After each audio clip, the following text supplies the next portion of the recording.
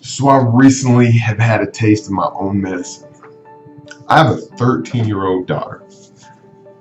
We were having what was supposed to be one of those great parenting conversations where I did most of the talking and she was supposed to be listening while I passed down some well-founded knowledge. As I spoke, however, I could tell her eyes were glazing over and she was looking right past me, not listening at all. An observation skill I'm beginning to pick up on. With both of us frustrated, I soon ended the conversation and just sent her on her way. As the evening progressed, I just sat and wondered why she can't just listen and do what I ask. I mean, I'm dropping some great wisdom here. That evening, I spent mostly with my younger daughter. And due to the nature of the evening, I found myself just listening to her day. How very simple and non-stressed it was. We talked about small things and the hardships of 5th grade. I gave some small advice, but mostly I just listened. But I noticed when I spoke, she was glued to my every word.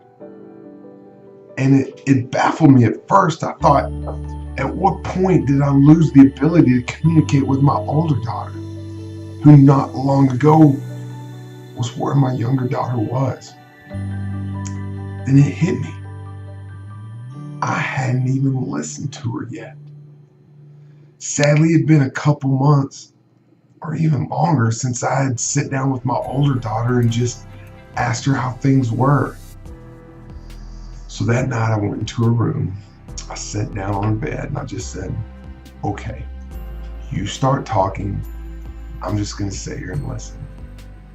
And that's what I did. It was a slow start, but eventually she started talking and sharing. She shared where she was with her activities. She shared some things going on with her friends and with school, and some high and low events of the week. Then something interesting happened. She acknowledged our discussion from earlier that day. She talked about how she agrees with me somewhat on some of the things, but on other things she didn't. And she asked me to clarify kind of what I was talking about.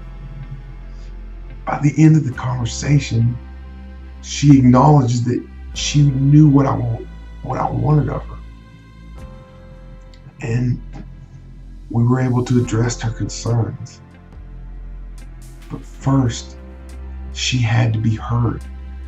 She had to know I listened to, understood, and empathized with her. She had to know I knew what was going on in her life before she was going to give me any chance to speak into her life. If you plan to communicate with anyone, if you don't seek to understand before speaking, you will have a hard time getting your point across. There's no way around this. It's the cornerstone of trust. And it may take more than just one time of sitting down and listening before you earn your opportunity to be heard. No one cares what you say until they know how much you care. Y'all have a great day, okay?